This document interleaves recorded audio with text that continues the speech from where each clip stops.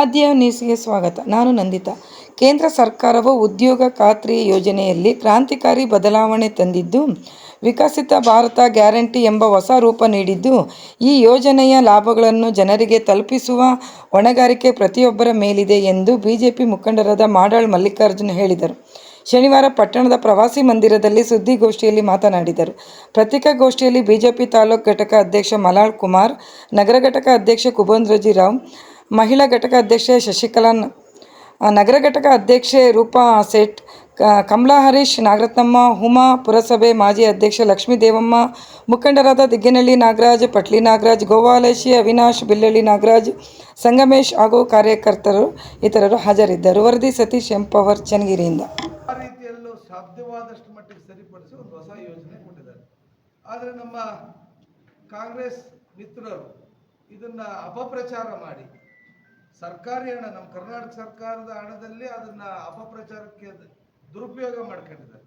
ಕರ್ನಾಟಕ ಸರ್ಕಾರದ ಹಣವನ್ನು ನೀವೆಲ್ಲ ನೋಡಿದ್ರಿ, ಪತ್ರಿಕೆಯಲ್ಲಿ ಮುಖಪುಟದಲ್ಲಿ ಅವರು ಒಂದು ಅಪಪ್ರಚಾರದ ಧಾರಾವಾಹಿಯನ್ನು ಕೊಟ್ಟಿದ್ರು, ಅಪಪ್ರಚಾರದ ಜಾಹೀರಾತನ್ನು ಕೊಟ್ಟಿದ್ರು. ಇದಕ್ಕೆ ನಾವೆಲ್ಲರೂ ಒಂದು ತೀರ್ಮಾನ ಮಾಡಿ ಇಡೀ ದೇಶಾದ್ಯಂತ, ಈಗ ನಾನು ಬರ್ತಾ ಸೋಷಿಯಲ್ ಮೀಡಿಯಾದಲ್ಲಿ ನೋಡಿದೆ, ಛತ್ತೀಸ್ಗಢದ್ದು ಒಂದು ಫೇಸ್ಬುಕ್ಕಲ್ಲಿ ಬಿಟ್ಟಿದ್ರು, ಮನ್ರೇಗಾ ಏನು, ವಿಕಸಿತ ಭಾರತ ಅಂದರೆ ಏನು ಅಂತ. ಛತ್ತೀಸ್ಗಢದ ಬಿಜೆಪಿ ಕಾರ್ಯಕರ್ತ ಬಹಳ ವ್ಯವಸ್ಥಿತವಾಗಿ ಜನರಿಗೆ ಅರ್ಥವಾಗೋ ರೀತಿಯಲ್ಲಿ ಹೇಳ್ತಾ ಇದ್ರು. ಅಂದರೆ ಇಡೀ ದೇಶದಲ್ಲಿ ಅಭಿಯಾನ, ಜನರಿಗೆ ಏನು ತಪ್ಪು ತಿಳುವಳಿಕೆ ಇತ್ತು ಅದನ್ನ ಸರಿಪಡಿಸಿ ಈ ಯೋಜನೆಯ ಸದುದ್ದೇಶಗಳನ್ನು ಹೇಳ್ತಕ್ಕಂಥ ಕೆಲಸವನ್ನ ನಾವು ಭಾರತೀಯ ಜನತಾ ಪಾರ್ಟಿಯ ಕಾರ್ಯಕರ್ತರು, ಮುಖಂಡರುಗಳು ಎಲ್ಲರೂ ಕೈಗೊಂಡಿದ್ದೀವಿ. ಅದರ ಫಲಶ್ರುತಿಯಾಗಿ ಇಡೀ ರಾಜ್ಯಾದ್ಯಂತ ಜಿಲ್ಲೆ, ತಾಲೂಕು, ಮಂಡಲ ಮತ್ತು ಬೂತ್ ಮಟ್ಟಕ್ಕೆ ನಾವು ಇಳಿದು ಜನರಿಗೆ ತಿಳಿ ಹೇಳ್ತಕ್ಕಂಥ, ಸದುದ್ದೇಶವನ್ನು ಹೇಳ್ತಕ್ಕಂಥ ಕೆಲಸವನ್ನು ಮಾಡ್ತಾ ಇದ್ದೀವಿ. ಮೊದಲು ಮನ್ರೇಗಾದಲ್ಲಿ 100 ದಿವಸ ಇತ್ತು, ಇವತ್ತು 125 ದಿವಸ ಕೊಟ್ಟಿದ್ದಾರೆ. ನಮ್ಮ VBG ರಾಮ್ಜಿ ಯೋಜನೆಯಲ್ಲಿ 175 ರೂಪಾಯಿ ಇತ್ತು ಕೂಲಿ ಕಾರ್ಮಿಕರ ಮಿನಿಮಮ್ ಕಾರ್ಮಿಕರ ವೇತನ. ಇವರು 460 ರೂಪಾಯಿ ಅಲ್ಲ, 460 ರೂಪಾಯಿ, 375 ರೂಪಾಯಿ ಮಾಡಿದ್ದಾರೆ. 175 ರೂಪಾಯಿಯಲ್ಲಿ 375 ರೂಪಾಯಿಯಲ್ಲಿ ಕಾರ್ಮಿಕರ ವೇತನ. ಅದ್ರ ಜೊತೆಗೆ ನಮ್ಮ ರೈತಾಪಿ ವರ್ಗನೂ ಕೂಡ ಬೇಜಾರಾಗಬಾರ್ದು. ರೈತಾಪಿ ಕೆಲಸ ವರ್ಷದಲ್ಲಿ 2 ತಿಂಗಳು ಎಲ್ಲಿ ಇರ್ತದೆ, ಅವತ್ತು ಆ VBG ರಾಮ್ಜಿ ಯೋಜನೆ ಇರೋದಿಲ್ಲ, ಅದಕ್ಕೆ ಅನುಮತಿ ಕೊಡೋದಿಲ್ಲ 2 ತಿಂಗಳು. ಆಗ ನಮ್ಮ ಕಾರ್ಮಿಕರು ಕೃಷಿ ಚಟುವಟಿಕೆಯಲ್ಲಿ ತೊಡಗಿಕೊಳ್ಬಹುದು ಅನ್ನೋ ಉದ್ದೇಶದಿಂದ. ಆಗ ನಮ್ದೇನು ದೇಶ ಇವತ್ತು ಅನ್ನ ಕೂಡ ಅಂತ ರೈತರು ಇವತ್ತು ಅನೇಕ ಬೆಳೆಗಳನ್ನು, ಭಾರತೀಯರು ಅಂದರೆ ಗ್ರೋಮೋರ್ ಫುಡ್ಡಲ್ಲಿ ನಮಗೇನು ಬರಗಾಲ ಬಂದಿತ್ತು, ಲಾಲ್ ಬಹದ್ದೂರ್ ಶಾಸ್ತ್ರಿ ಅವರು, ಮೊರಾರ್ಜಿ ದೇಸಾಯಿ ಅವರು ಏನು ಕರೆ ಕೊಟ್ಟರು, ಅದಕ್ಕೆ ಇಡೀ ದೇಶ ಸ್ಪಂದಿಸ್ತು. ಆ ರೀತಿ ರೈತಾಪಿ ವರ್ಗ, ಕಾರ್ಮಿಕ ವರ್ಗ ದೇಶದ ವಿಕಸಿತ ಭಾರತಕ್ಕೆ ಅವರ ಕೊಡುಗೆ ಕೊಡಲಿ ಅನ್ನೋ ಉದ್ದೇಶದಿಂದ 2 ತಿಂಗಳು ಇರೋದಿಲ್ಲ, 2 ತಿಂಗಳು ನಾವು VBG ರಾಮ್ಜಿ ಕಾರ್ಯಕ್ರಮಕ್ಕೆ ಅನುಮೋದನೆ ಕೊಟ್ಟಿರಲ್ಲ, ರಜೆ ಇರ್ತದೆ. ಹಿಂಗೆ ವ್ಯವಸ್ಥಿತವಾಗಿ ಎಲ್ಲರ ಅಭಿಪ್ರಾಯಗಳು ತಗೊಂಡು ಮಾಡಿರ್ತಕ್ಕಂಥ ಈ ಒಂದು ಒಳ್ಳೆ ಯೋಜನೆಗೆ ಅಡ್ಡಗಾಲಾಗ್ತಕ್ಕಂಥ ಕೆಲಸ. ಕೇವಲ ಹೆಸರು ಬದಲಾವಣೆ ಮಾಡಿದ್ದಾರೆ.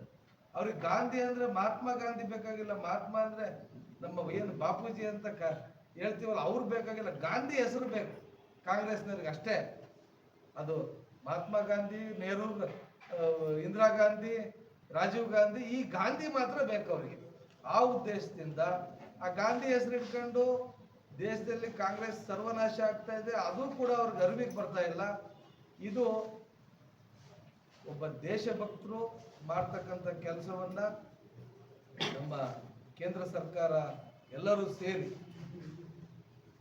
ಮೋದಿಜಿಯವರು, ಅಮಿತ್ ಶಾ ಅವರು, ಈಗಿನ ನಮ್ಮ ಅಧ್ಯಕ್ಷರು ನಬಿಲ್ ಅವರು, ನಿತಿನ್ ನಬಿಲ್ ಅವರು, ಅನೇಕ ಹಿರಿಯರು ಕೂಡ್ಕೊಂಡು ಮಾಡಿರ್ತಕ್ಕಂಥ ಯೋಜನೆ ಇದೆ. ಹಾಗಾಗಿ ಇದು ಗಡ್ಡಿಪಡಿಸಬಾರ್ದು, ಇದು ಜನರಿಗೆ ತಲುಪಬೇಕು ಅನ್ನೋ ಉದ್ದೇಶದಿಂದ ಇದೇ 7ನೇ ತಾರೀಕು ಬರುವ ಶನಿವಾರ ನಾವು ತಾಲೂಕು ಮಟ್ಟದಲ್ಲಿ ಒಂದು ದೊಡ್ಡ ಮಟ್ಟದ ಕಾರ್ಯಾಗಾರವನ್ನು ಏರ್ಪಡಿಸಿದ್ದೀವಿ ನಮ್ಮ BJP ಆಫೀಸ್ನಲ್ಲಿ. ಅದರ ಜೊತೆಗೆ ಪ್ರತಿ ಮಂಡಲದಲ್ಲೂ ಕೂಡ ಪ್ರತಿ ಬೂತಲ್ಲೂ ಕೂಡ ಈ ಕಾರ್ಯಕ್ರಮವನ್ನು ಪ್ರತಿದಿನ 1 ತಿಂಗಳ ಕಾಲ ಈ ಕಾರ್ಯಕ್ರಮವನ್ನು ಆಯೋಜನೆ ಮಾಡಿರ್ತೀವಿ. ಇದಕ್ಕೆಲ್ಲ ನಮ್ಮ BJP ಮುಖಂಡರುಗಳು ದೇಶಭಕ್ತರು ಕೈ ಜೋಡಿಸಬೇಕು ಅಂತೇಳಿ ವಿನಂತಿ ಮಾಡ್ತೇವೆ. ಎಲ್ಲ ವಿಸ್ತೃತವಾಗಿ ಚರ್ಚೆ ಮಾಡಬಹುದು. ಒಂದು ಕಾರ್ಯಾಗಾರ BJP ಕಚೇರಿಯಲ್ಲಿ ಮಾಡ್ತೀವಿ. ಮತ್ತೆ ಬೂತ್ ಮಟ್ಟದಲ್ಲಿ ಜನರಿಗೆ ತಿಳಿಸ್ತಕ್ಕಂಥ ಕೆಲಸವನ್ನ ನಮ್ಮ ಕಾರ್ಯಕರ್ತರು ಮುಖಂಡರು ಮಾಡ್ತಾರೆ. ನಾನು ಕೂಡ ಬೂತಿಗೆ ಹೋಗ್ತೀನಿ. ಇದು ಒಳ್ಳೆ ಯೋಜನೆ ಆದರೂ ಕಾಂಗ್ರೆಸ್ ರಾಜ್ಯ ಸರ್ಕಾರ 90% ಕೇಂದ್ರ ಸರ್ಕಾರ ಮಾಡೋದು, ಆದರೆ ಕಾರ್ಯರೂಪಕ್ಕೆ ತರದೇವರು ರಾಜ್ಯ ಸರ್ಕಾರ. CS ಅನುಮೋದನೆ ಕೊಡೋಕೆ EO ನಿಮಗೆ ಗೊತ್ತಿದೆ, ಗ್ರಾಮ ಪಂಚಾಯತಿ PDOದಿಂದ ಹಿಡಿದು EO CS ಅಂಡರ್ ಸೆಕ್ರೆಟರಿ, ಇಲ್ಲಿ ಲಂಚದ ಅವತಾರ ಅಪರಾವತಾರ ಇರೋದು. ನಾವೇ ಅವ್ರ ಅಧಿಕಾರಿಗಳಿಗೆ ಇದು ಬಹಳ ಅತ್ಯವಶ್ಯಕವಾಗಿದೆ, ಅದನ್ನ ಸ್ಯಾಂಕ್ಷನ್ ಮಾಡ್ರಿ ಅಂದ್ರೆ 101 ಟೆಕ್ನಿಕಲ್ ರೀಸನ್ಸ್ ಕೊಟ್ಟು ಅವ್ರಿಗೆ ಓಡಾಡಿಸಿ. ಬಹಳ ಜನ ನಿಮಗೂ ಗೊತ್ತಿರುತ್ತದೆ ಲಂಚದ ಅಪರಾವತಾರ ಇರೋದು. ಆ 40% ದುಡ್ಡು ಬರೋ ಲಂಚಕ್ಕೆ ಹೋಗೋದು. ಹಾಗಾಗಿ ರಾಜ್ಯ ಸರ್ಕಾರಕ್ಕೆ ಜವಾಬ್ದಾರಿ ಇರಲಿ. ಆಮೇಲೆ ರಾಜ್ಯ ಸರ್ಕಾರಕ್ಕೆ ಅಸೆಟ್ ಕ್ರಿಯೇಟ್ ಆಗುತ್ತೆ. ನಮಗೆ ತಿಳಿದಂಥ ಕೆಲಸಗಳನ್ನ ಯಾವುದ್ಯಾವುದೋ ಎಲ್ಲೋ ಗುಂಡಿ ತೆಗಿಯೋ ಕೆಲಸ ಇಲ್ಲ. ಈಗ ನೀವು ಅಕೌಂಟಬಿಲಿಟಿ, ನೀವು ಜವಾಬ್ದಾರಿಯುತರು ಎಲ್ಲರೂ, ಪ್ರತಿಯೊಬ್ಬರು ಇದರಲ್ಲಿ ಇನ್ವಾಲ್ವ್ ಮಾಡಿದ್ದಾರೆ. ಅದ್ರಲ್ಲಿ ಭಾಳ ಚೆನ್ನಾಗಿದೆ ಸ್ಕೀಮು. ನಿಮಗೆ ಈ ಪತ್ರಿಕಾಗೋಷ್ಠಿಯಲ್ಲೇ ಎಲ್ಲ ವಿಸ್ತಾರವಾಗಿ ಹೇಳೋದಕ್ಕಾಗೋದಿಲ್ಲ. ನಿಮಗೆ ಮೇಲೆ ಸಿನಾಪ್ಸಿಸ್ ಹೇಳಿದ್ದೀನಿ. ಅದರಲ್ಲಿ ಎಷ್ಟು ವ್ಯವಸ್ಥಿತವಾಗಿದೆ ಅಂದರೆ 40% ರಾಜ್ಯ ಸರ್ಕಾರ ಕೊಡೋದ್ರಿಂದ ನೀವು ಜವಾಬ್ದಾರಿ ಆಗ್ತದೆ. ಆಮೇಲೆ ಸ್ಟೇಟ್ಗೆ, ನಮ್ಮ ರಾಜ್ಯಕ್ಕೆ ಅಸೆಟ್ ಕ್ರಿಯೇಟ್ ಆಗುತ್ತೆ. ಏನೇ ಇನ್ಮೇಲೆ VBG ರಾಮ್ಜಿಯಲ್ಲಿ ಕೆಲಸ ಕಾರ್ಯಗಳು ಅವು ಶಾಶ್ವತವಾಗಿರ್ತಕ್ಕಂಥ ಜನೋಪಯೋಗಿ ಕೆಲಸಗಳಾಗ್ತವೆ. ಮೊದಲೇನಾಗೋದು, ರಾಜಕೀಯ ಕಾರ್ಯಕರ್ತರು, ಕಾಂಗ್ರೆಸ್ ಕಾರ್ಯಕರ್ತರು, ಮುಖಂಡರುಗಳಿಗೆ ಅದು ಕರಿಯ ಎಮ್ಮೆ ಆಗಿತ್ತು, ಕರಿಯ ಆಕಳಾಗಿತ್ತು. ನೀವು ನನಗೆ ಒಂದು ಕ್ಷೇತ್ರ ವೈಯಕ್ತಿಕವಾಗಿ ಯಾರ ಮೇಲೂ ಬಟ್ ಮಾಡಿ ತೋರಿಸಲ್ಲ. ನಮ್ಮ ರಾಜ್ಯದಲ್ಲಿ ಈ ಕಡೆ ಹಳೆ ಮೈಸೂರು ಭಾಗದಲ್ಲಿ 80 ಕೋಟಿ ಕೆಲಸ ಮಾಡಿದ್ರು VBG, ಅಲ್ಲ ಇದು ಮನ್ರೇಗಾದಲ್ಲಿ. ಮನ್ರೇಗಾದಲ್ಲಿ 80 ಕೋಟಿ ಕೆಲಸ ಮಾಡಿದ್ರು ಒಂದು ವರ್ಷಕ್ಕೆ, ಒಂದು ವಿಧಾನಸಭಾ ಕ್ಷೇತ್ರದಲ್ಲಿ.